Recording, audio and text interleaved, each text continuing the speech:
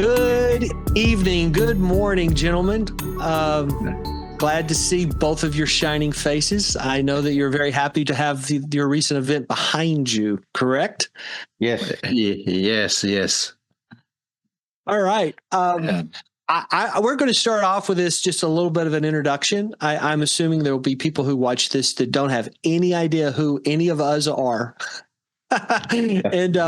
And so we want to change that. I'm Matt Wallace, IDRN Global, trying to help facilitate kind of the global instance of the International Disaster Response Network. But these two gentlemen represent a key part of why this organization even exists. So let's Inban and Daron, you guys are both in Southeast Asia is the kind of the generic term I use when I think of where you guys are located. Let's start with age before beauty. How's that? Inban, why don't you start? Okay. I think Inban's taking offense. He would rather be the beauty part. So I thought I was both. Okay, never mind. I know you did, Inban. I know you did. Tell everybody who you are and a little bit about your relationship with Daron and IDRN and that kind of stuff, please, Inban. Thank you. Thanks, Matt, for this privilege. I started off with IDRN very much in the initial stages when IDRM was in its formative years. And I was really blessed because when they came out to Asia, we just had gone through a very big disaster. It was called the Asian tsunami, which affected 250,000 people were killed in Aceh. and Asia was one of the hotspots for especially this region for the Ring of Fire. So when IDRN was introduced, it was a very welcome thing because honestly, most of us, or at least me, I was ignorant about how to respond in a disaster, leave alone even how to survive one. So when this came about, it was really a breath of fresh air. For once, we saw something very different. All this while, the dependence has been on governments, outsiders, and always looking towards people who are the so-called experts. And we sat back and just watched, like watching a movie. But this one, somehow or other, got us all involved, excited in one sense, because suddenly we could feel our part, our place in the community and even in the global village, how we could respond to any, not just our own local or even regional disaster, but beyond. And during the space of time when IDRN started doing training, one of the things that impressed me a lot about IDRN is the community base, empowering communities, training communities to be resilient, to be able to survive a disaster, after a disaster for at least a few days till more help comes along. So it was something which was new to me. And I was quite new because I'm a city boy, I'm a Singaporean, but I live most of my time in Indonesia. In fact, I'm more of a Indonesian than a Singaporean because of my time spent in Indonesia. And if you know anything about Indonesia, it's an archipelago, stretches thousands of miles across with 3 time zones. And we are called the supermarket of disasters. You name it, we have it. And on top of it, we have a keen competition with Philippines as to who would have more disasters a yearly. So you can imagine the kind of disasters we are talking about. So when this thing came along, I felt that this is so much needed for us and for our region. And then in the process, I met Daron. Daron also would happen to come by for a Starfish conference. Then later on, he became so passionate about IDRN, and that also a little bit brushed off me because I saw somebody else also. And then along Elmer, I saw this guy's really also on fire and really interested in empowering communities. So it's important to have like-minded brother in this kind of a situation because we can at least share, compare, and also encourage each other. So that was my background of IDRN. That's how I got started. And my first exercise was during Keystone. He was our trainer, and he put me in a spot because the first global exercise was in Indonesia, Surabaya, and he wanted to use Malang as a model because they had lots of contacts in Indonesia. And lo and behold, I was put in a terrible hot spot. Suddenly, I was appointed as the ops manager to handle the disaster. And that was really traumatic, but it really pushed me out and threw me into the deep end. So if I'm still here, that means I managed to swim somehow or other. Yes, you did.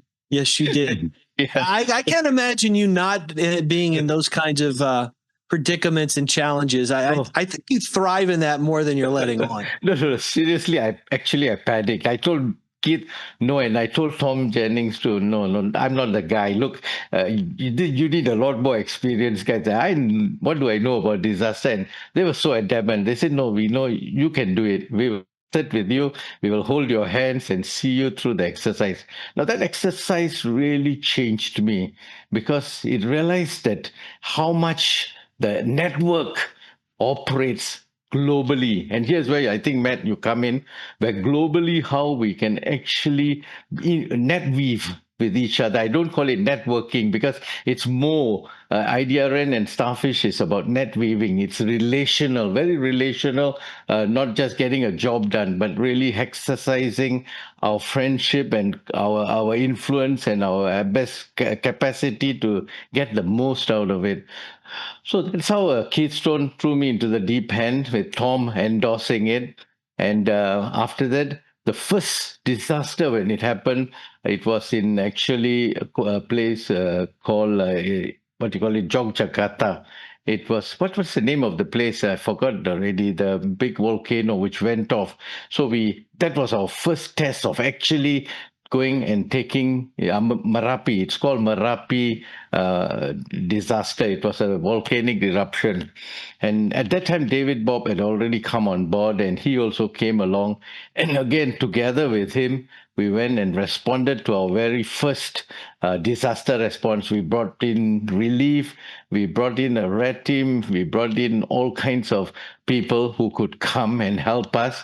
And that was our first exposure. At that time, we were not yet considered, we were not called as a development, we were called actually Humanitarian Assistance Network for Disaster. It's only 2 years later we changed it because the whole area, we felt the need to kick into construction, which really, that's where Starfish comes in. But initially, as a disaster response team, we all went under one umbrella. We did away with our various entities we come from, and we come under IDRN. And that was very powerful because the government too recognized it, authorities recognized it. Here you have an American, you have a Singaporean, you have a Malaysian, you name it, Indonesian, all together but under one entity. And I think this is very essential. We need to come under one entity when we represent, because there's power when there is one entity with one focus, speaking the same language and understanding one another and enabling and empowering the community. Okay, so hold on to that thought because I want to revisit that towards the end of our conversation as well. And the heart and soul of what I'm hoping we can talk about today is about an event that you guys just helped facilitate. So that's where we're going to spend a lot of this time. But like I said, before we get to that, I want to make sure people have an idea who they're listening to. Daron, why don't you tell us a little bit about your background as well and how you connected with Inban and the network and all that good stuff? Hi, Matt. Thanks for connecting us, and thanks for this time where we can talk about IDRN and even envision the future of it. My experience began somewhat of a disappointment when the Aceh tsunami happened, because at that point I was pastoring a church as well as leading a network of churches, and we felt compassion. We wanted to respond to it, but many of us just don't have the resource to respond to it.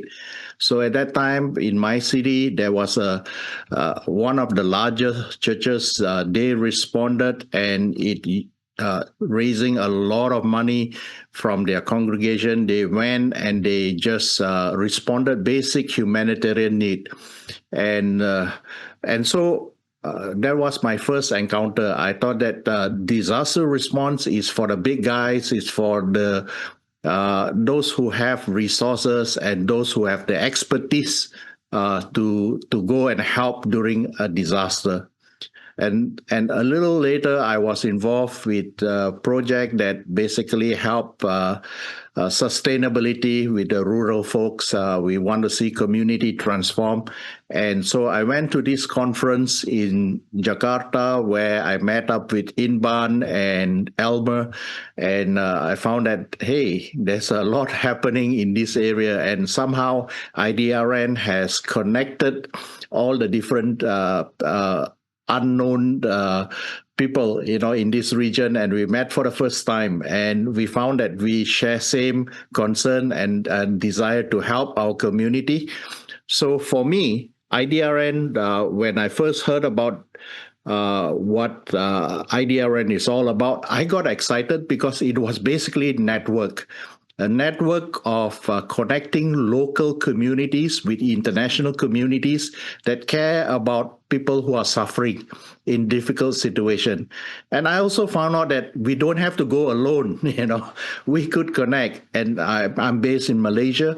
We are in between two nations that have frequent disasters. So it's like a springboard, of course, mobilizing a response out of Malaysia is so much faster than mobilizing a response out of the Colorado Spring office. So I got excited about it, and I found that there is a place for the smaller networks as well. So that's how I thought that, wow, this is brilliant. This is something that the world needs, everybody needs to do something with regards to the vulnerability that we face with disasters. So I began to promote IDRN.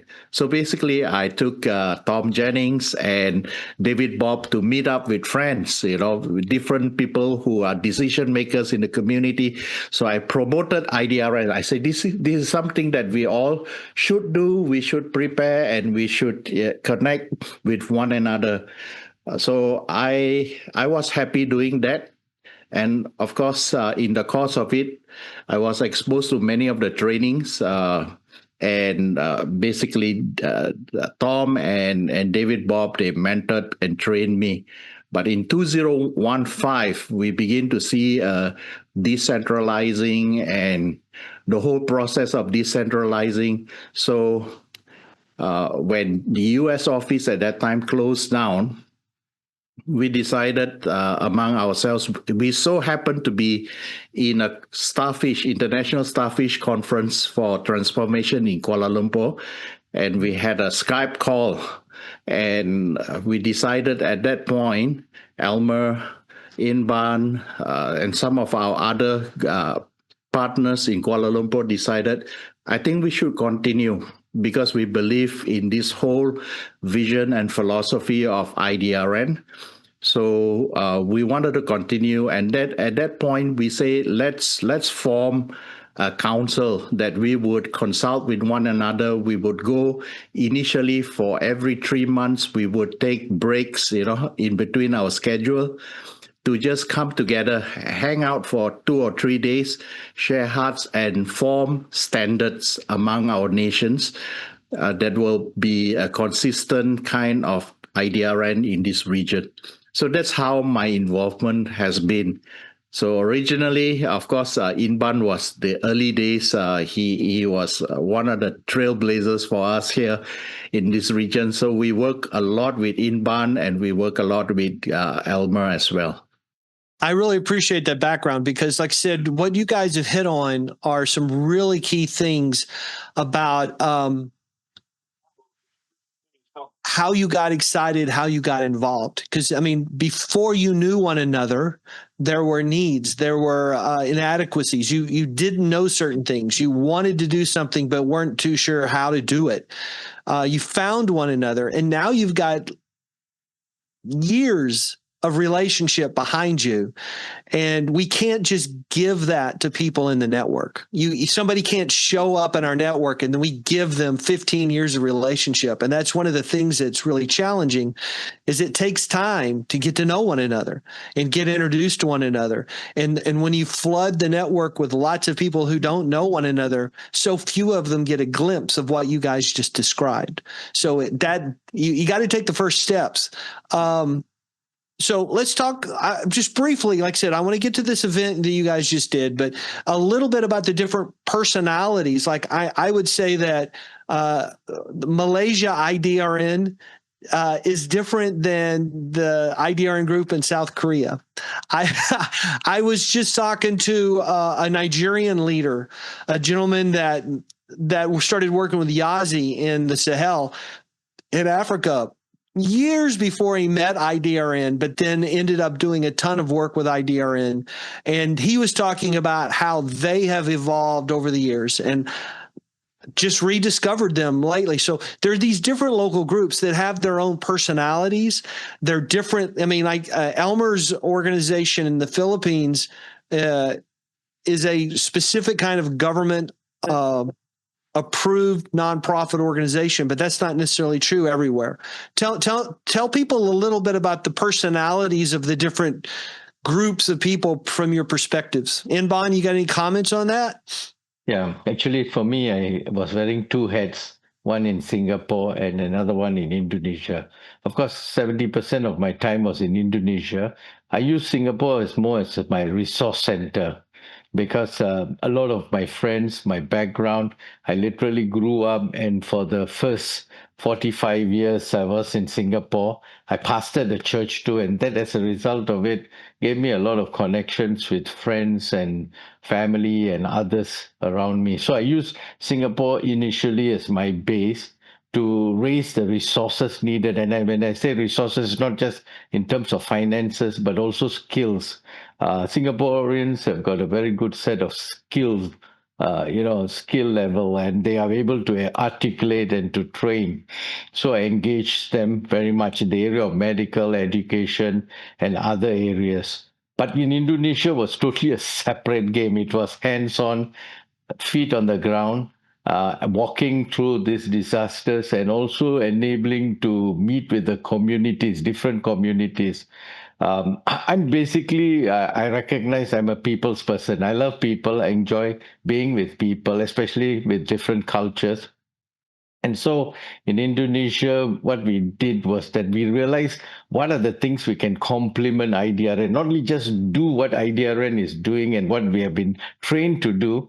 And as I talked to Daron, I also felt that there were some things in our communities and cultures we need to introduce. For example, we thought of drone flying, we thought of psychological first aid, which was not actually part of, there was traces of it in the 12 asset maps, but yet we felt that if you want to be effectively as a RAD team or, local coordination center, certain skills that were more needed in that area was required of us. So we continue to see IDRN is revolving, just moving on, not just stagnant, with a set of standard, which I see a lot of NGOs and, or in the area of disasters, people have a set standard of training. But I found that one of the things which is very interesting and exciting is that if you ask us, in all our regions, we adapted to the condition of the location and the place. And sometimes even between provinces, even between areas, we have to just tweak it a little bit to meet that particular need. But one of the things I felt is that with the modern technology, AI coming in and all that, we need to rethink a lot of things. And that's why Starfish came about, in the sense that in this last event, we had 3 areas that we were talking about, which is actually built on the foundation of IDRN, because IDRN, when everything is completely destroyed, people have to start from basic, and that's where we go after that into reconstruction. So we just had looked at 3 areas compared to the 12 areas of the asset map. We looked at schools without walls, meaning how can we bring actual education into areas of isolated areas, places which suffer disaster, where they hardly or may never get any kind of a help, to set up schools for children or to have schools without walls. Secondly, we talked about the whole area of business unusual.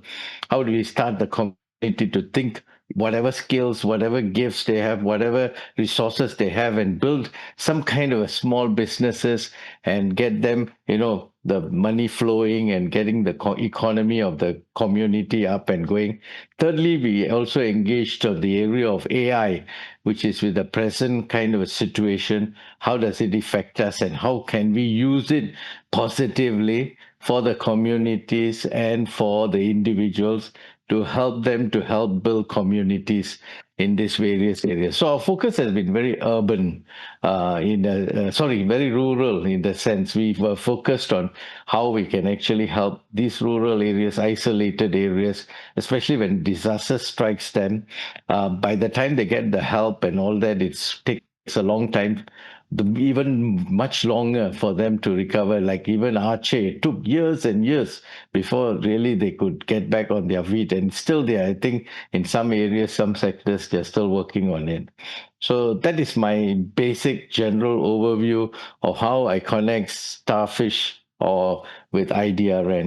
Daron, I have a question for you. I know that connecting Starfish and IDRN is Inban's passion, so this may be difficult for him. But Daron, I would like to hear you explain to people who don't know anything at all about Starfish from your perspective, because I like to hear that. I guess in a way, IDRN is proof of Starfish leadership principles in action, because we see kind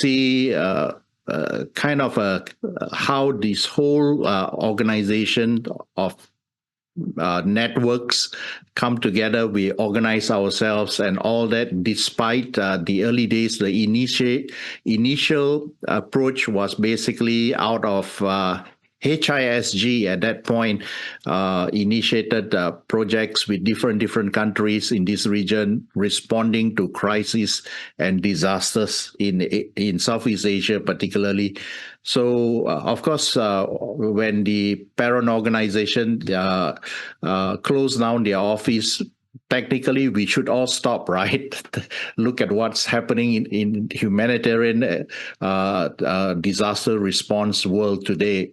Once U.S. aid began the exercise of trimming down and cutting down, it has immediate effect.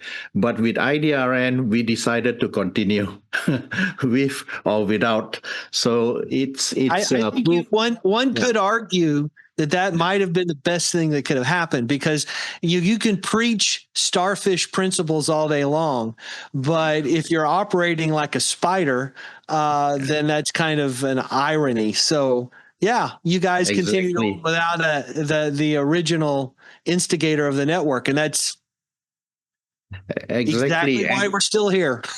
Yeah. And also the whole thing about the local communities, we have a big stake involved in every disaster around the world. It impacts us. It lasts for years and years and years. So that's why it's so important that various communities begin to rise up and see the responsibility of even shouldering some of these areas. What do we do if a disaster is going to hit our nation or our region? Surely it's not just affecting the communities that's at ground zero. It affects everyone. So we needed to do something. So this region rose up. We understood the principles that was advocated and was taught at IDRN early days.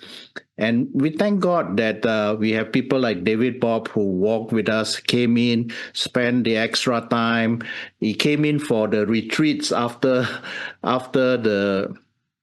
even after the office closed down. He spent time with us. He shared resources, and he told us to continue to develop the gold standards, basically, of the practice. So it helped, and we continued in that sense. So Tell me about the Malaysian IDRN crew. Has a different flavor than, like I said, the Koreans or the Nigerians or Inban and his crew? Yeah. In Malaysia, what happened is that one of our biggest struggle is the national mindset that we don't have any disaster. There's no need to do anything. It's a bit bizarre just to to prepare for disaster when we are pretty safe.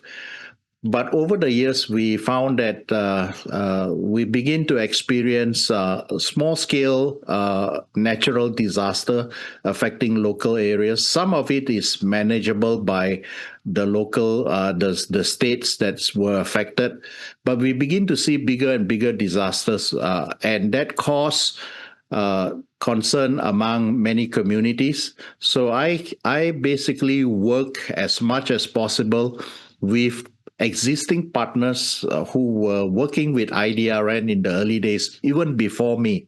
So I revisited some of them. We value the relationship, and we promoted and encouraged them to continue doing whatever they're doing, their contribution. So in Malaysia, we are very low profile, but we have a framework, a group that came in all into IDRN training. They understand the principles of operating, the principles of local coordination center, and the teams that work. So it's basically the incident command system. And so these groups have a national chat group that they talk about certain things and opportunities of working together. So today we have these networks is already in place. And in some parts of Malaysia, we, out of IDRN training, the 1100, the humble training, which a lot of people say is so basic, but it prompted society, common people from that particular city and that state. They begin to catch the whole gist of what community-based disaster preparedness is all about. So they rose up and they registered their own society. So there are associations of, like, for example, I quote one of the most outstanding example, Sabah Disaster Preparedness Association. They wanted to start Sabah Disaster Response Network, but they were not allowed to use that name. So they call themselves Sabah Disaster Preparedness Association. They've been very interested in IDRN. They had many IDRN trainings, and they introduced IDRN trainings to public sectors like corporate office, to institution, learning institution, UNICEF, and all that. And so we have a whole bunch of people who understand the basic things, and now they are on their own. They have their own community. They did their own skill trainings, and they are one of those that, just as encouragement to myself, I saw how IDRN 1100 triggered off an interest and went on to develop a whole bunch of people in that particular area. So in Malaysia, we are still growing, and we are learning, and we are learning to work with one another. We're learning to work with our partners in this region. So the thing that I'm wanting people to hear is that the way these relationships developed were over time, and the way the different individual groups behave and interact and what they focus on is all different. And that is totally great. That is exactly what we need people to understand, is that being part of this network does not require us to all act and march the exact same way. And so that's why I want to bring that up. Now, you guys have also taken the leadership. You said earlier, when you guys said you decided you wanted to continue as IDRN regionally, you started doing starfish meetings every 2 years, which is focused on community development. And then on every other year, you would have IDRN meetings. And so those two things were not exactly the same, but a lot of the same network were meeting. And so you guys have had lots of meetings, and you've had them different locations. So is this meeting that just happened? I know the answer to this, but the meeting that just happened was not an IDRN specific meeting. It was a Starfish meeting because we had an IDRN meeting last year. But before the Starfish meeting, you had an IDRN event. So I just want to clarify that when you guys start talking about what just happened, you might be switching back and forth between IDRN and Starfish. And I didn't want that to confuse people. So tell us about what just happened. Give us the dates, the location, what you were excited about, what went well. Just tell me you just survived this and tell me how it went, guys. Inban, you want to go ahead? Okay. All right. Okay. So we had a back-to-back on the 23rd of October. We had the youth IDRN Jamboree. 110 youths came together between the ages of 14 to 18. The idea was to mobilize them because we realized that we are no more spring chickens, and we need to realize the reality that we have to get new blood, and also the youths bring in a very fresh dimension to the whole synergy of IDRN. So that was a whole day, and we had both me, Daron, and Tom was there, so he shared a little bit about IDRN, and we really motivated the kids. And then we went into workshops. There were actually 3 workshops: psychological first aid, standard first aid, and drone deployment. And so we saw the youths get excited, and the rationale is with actually my colleague. She's very much into really getting these young people on board. So she recruited from each organization. 14 organizations were present. Each, not more than 5 were allowed to attend this jamboree. And it was also fully paid for and sponsored by several organizations, which came alongside and said, okay, we'll pay for this, that, and all that. And so it was a really very successful event. It took from morning, maybe about 8:30, right up to about 4:30 in the evening. And so we had a fantastic time. And of course, the following day, we connected it to the Starfish Conference. What was your favorite part, Daron, of the youth gathering? I think it was just a brilliant seizing of opportunity by Veronica. She knew that we were all coming into the Starfish Conference, so she says, while we are there, let's do something more. So it was with her initiative that the idea of just bringing those who were in schools that were exposed to IDRN, to invite them to come in, and we love the idea. Inban and I talk about it. It says that for the next 5 years or so, we want to see emerging new leaders in the network, and so why not start with the young people? You know, they are young. It may not be immediate, but it starts them somewhere. So I did not expect much out of it, but I was telling Vero, out of 100, maybe if we get 10 champions who rise up, we will be very happy with that. But the response was so positive.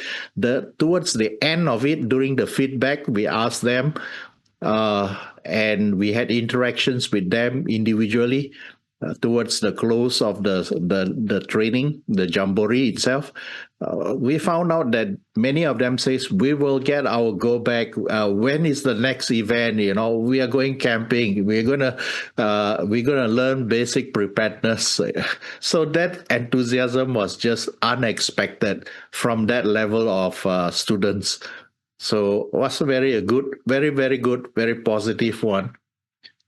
Yeah. So just to add, Vero is the guy that you got, the lady that you guys have been referring to. Vero has been working with Inban for years. She's from Indonesia, and she is younger than all of us for sure. And she has definitely been boots on the ground and made that event happen, from what I can tell. Did she survive all of that? Was she Yes. was she enjoying it? I mean, Daron was very, very busy. He was extremely busy. In fact, just to add on to what Daron said, Firo plans to meet with them every other all month to get this group together and do different things. So we are going to do she's going to do the full training of 1100 with SFA, PFA, and even possibly drone flying. Her ultimate goal, and I also encouraged her to consider, is that adding this curriculum of IDRN 1100 and the 5 modules, or at least 2 modules, 1100 and 1300, and the starfish, the 3 modules, incorporated into schools as part of the education. That means we are trying to get into schools, especially private international schools, and says, if you have this program in your curriculum, it is an added value to your school because you have disaster response, community transformation, and we are willing to come and train your students and teachers in this. So we are trying to move towards that. Will be our end goal with the young people. While using this group initially started, Firo will be meeting them every fortnight, every 2 by month.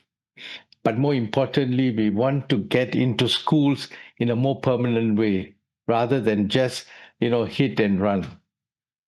So you guys have mentioned Tom a couple of times. Now, Tom Jennings worked with me as part of the original team, a bunch of people you've mentioned from the original IDRN that started back in 2007. And Tom was there as a speaker. He really does focus a lot of his attention on community development, more of the starfish side of things, but he has all the history with IDRN as well. Mm-hmm. What kinds of things did he do training for the starfish? And I realize this is not IDRN specific at this point, but I want people to know a little bit about some of the topics that happened that Tom maybe led and some of the other things that were in the starfish portion of the meeting. Shall I go, Daron? Okay. Yeah, please. Yeah, basically there were 4 modules that he did. First one was called Seed Sustainable for Change. That relates to an individual person. It's no point focusing on individuals if their character or their values or their worldview is, warped or shaped in a way that is not going to benefit them and the community. So the first one is personalized modules meant for individuals. The second one it's called this model, which is transformation, holistic, integral, sustainable model. That is meant for community leaders. After we meet the champion, we try and get hold of all the community leaders to come together and we train them in this. Also to teach them how to work as a community. As you know, just like IDRN, we are very community based. How can this community become a place of refuge where people can find help, assistance, not just in terms of finding this, in terms of economy, but more importantly, a community that is a safe haven. The third module is called Asset Tools. That is meant for us who are going into the field, taking soil tests. How do you evaluate this land? What would be appropriate? Understanding the culture, the religion, the economy, the cultural sensitivity, and all these things that is meant for me and my team who are going in there to do the survey. So those are the 3 things which we do. Then the fourth one Dom did was kingdom economy, which I very honestly told him, I don't think it's appropriate, or not that it's not appropriate. It doesn't sync well with the rural setting, because he was talking about more on the urban setting and, a very high level of economy with somebody which he introduced, which is maybe needed in the cities or whatever it is, but I could not connect the dots to the local communities where we are specifically, with 80% of the world are actually more or less in the urban area, with 20% maybe in the rural areas and cities. So even in terms of education, you notice the lopsidedness. The people who are academically inclined are about 20 to 30%. Majority of the world population are more towards skills and development, talents and other things, not necessarily academia. So I did explain to him that I think maybe kingdom entrepreneurship, kingdom economics need to put on hold for a while. So we had these 4 areas. So you had a good event.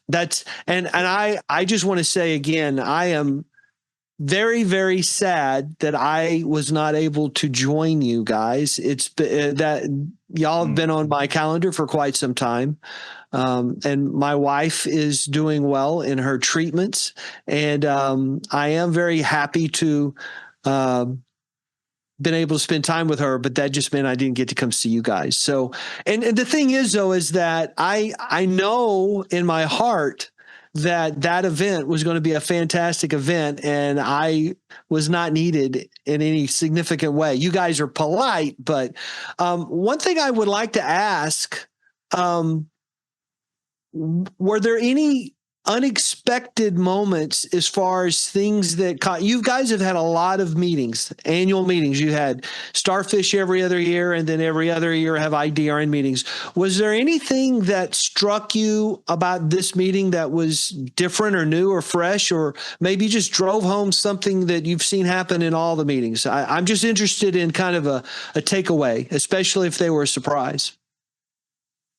I think for this ISCT conference, it was good to see our friends from Konkan, Thailand came, and the takeaway for this particular conference was that they felt that they wanted to do something. It's not just attending conference, but they wanted to organize their community and introduce them to the International Starfish Conference Community for Transformation teachings, the 3 basic things that was basically the work of Tom.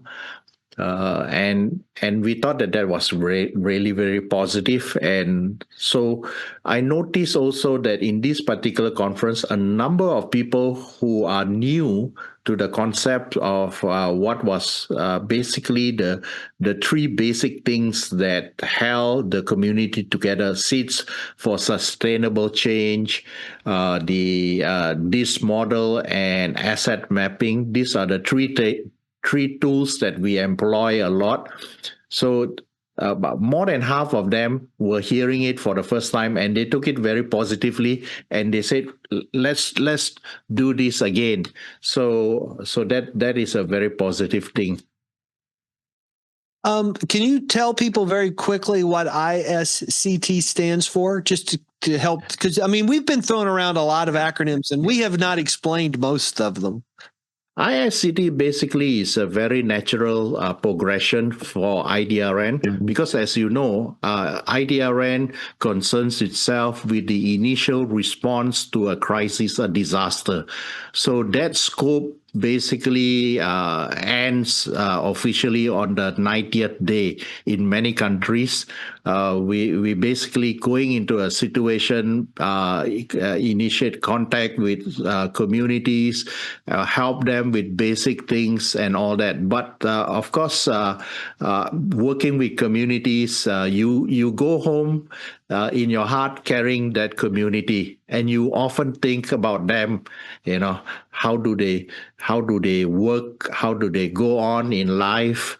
They need more than basic things. So the ISCT naturally, organically falls into the things that we would do. We would come back to the communities and help them with rebuilding of life, basically. And of course, the whole basic of all of these. Many of these communities would be their economy, small business enterprise, agriculture, and all that.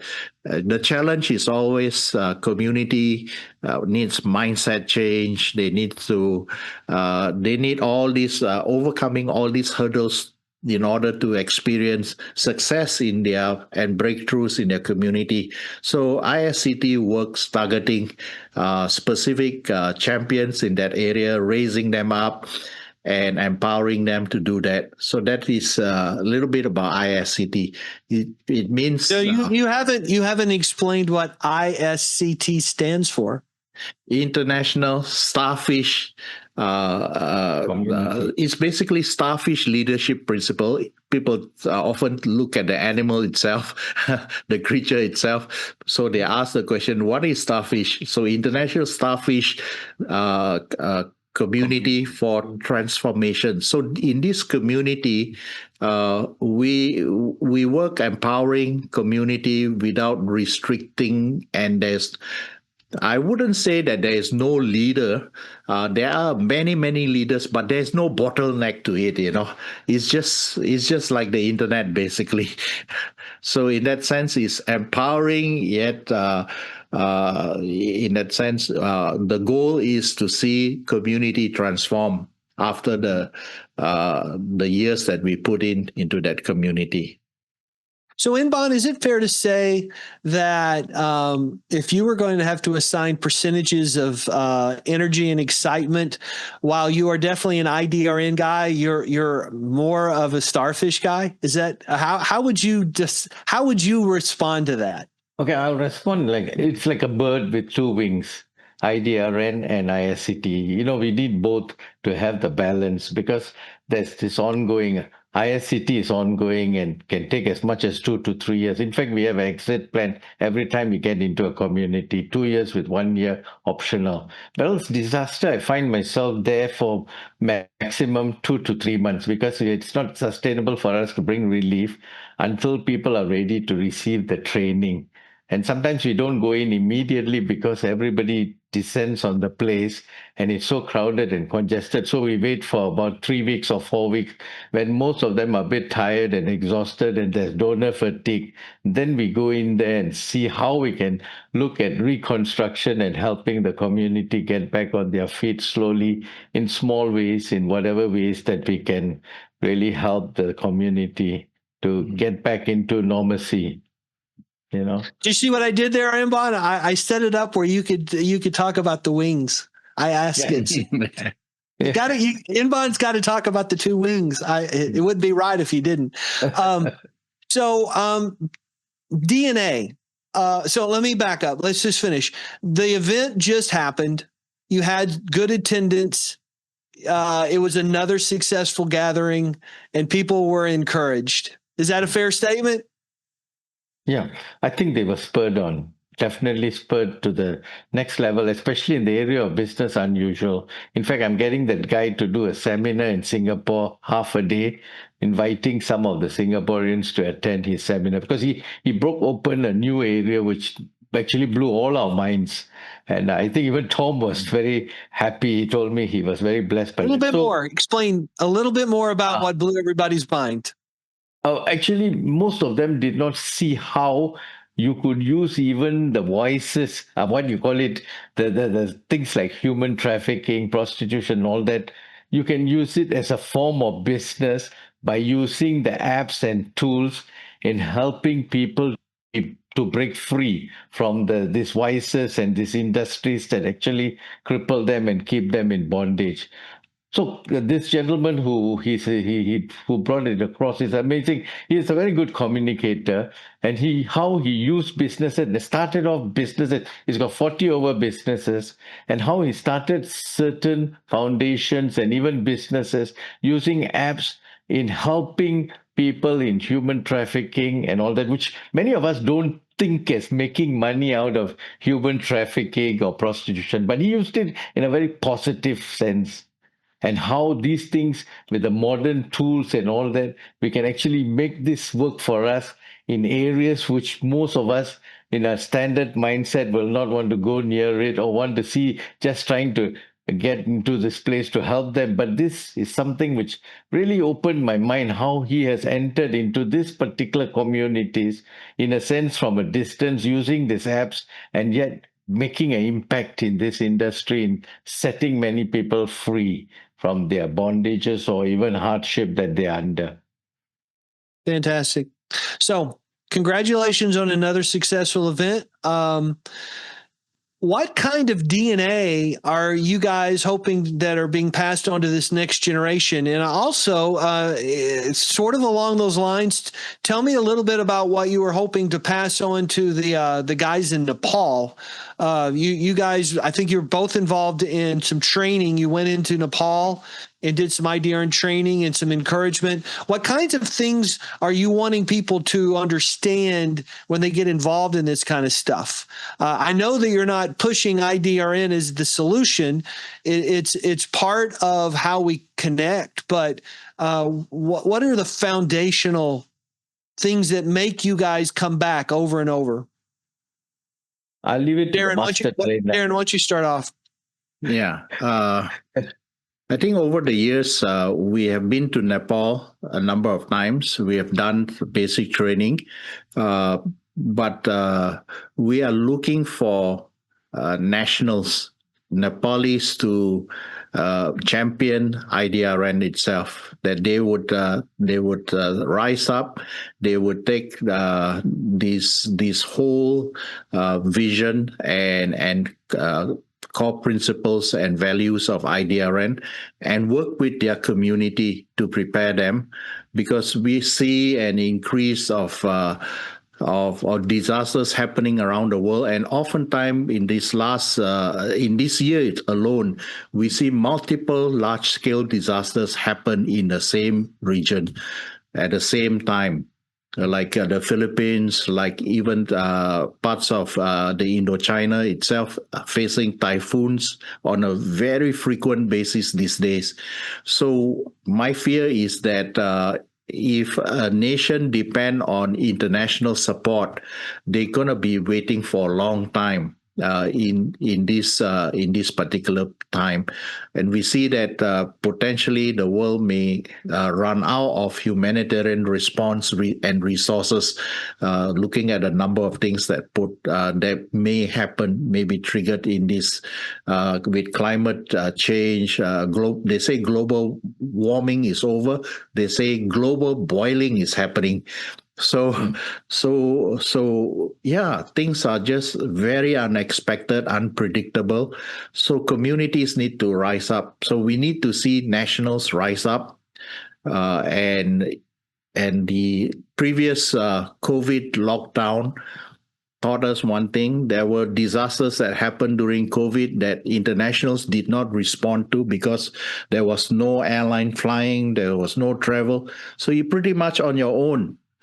So we need to really mobilize community in that strategic way. Need to do something today, not wait for next year or the year after.